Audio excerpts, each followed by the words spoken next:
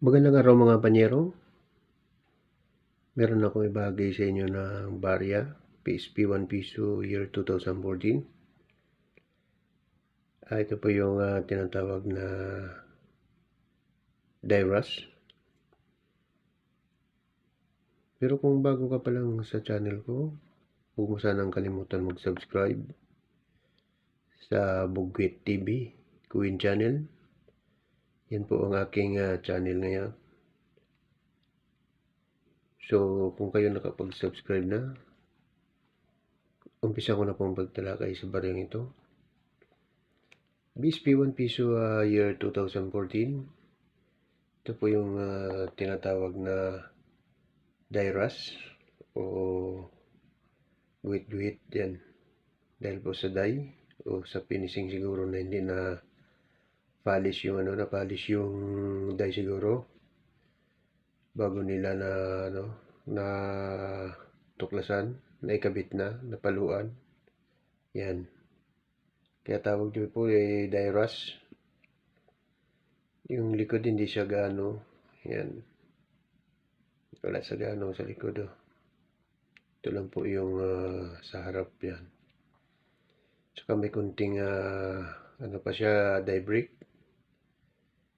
Ito po. Tingnan nyo yung sa may ng letter A. Sa baba ng letter A. Yan.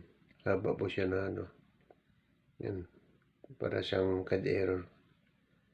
Dahil po ito sa die break. Yan.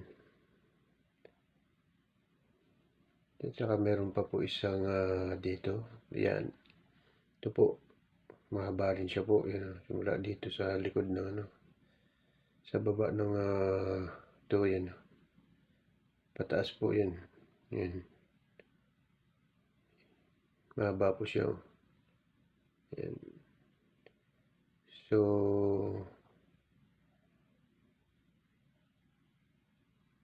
kung kayo ay maghanap ng mga barya, kung sakaling makakita kayo ng mga ganito, check nyo mabuti. I-search nyo po sa Google kung anong klaseng error. Dahil po sa Google, kompleto. Makikita mo po doon sa Wikipedia. Nandun po yung mga lahat ng mga Coin error. Yan. Tsaka pag nakikita nyo po ang barya na kakaiba, may depekto, tabi nyo po. Pag may pagkakataon, i-search nyo po sa Google para malaman nyo kung anong klaseng error po ang nakukuha nyo o error ba siya o hindi, para po sigurado tayo. So, sana po mapanood yung video ito at huwag sana kalimutan mag-subscribe sa akin channel.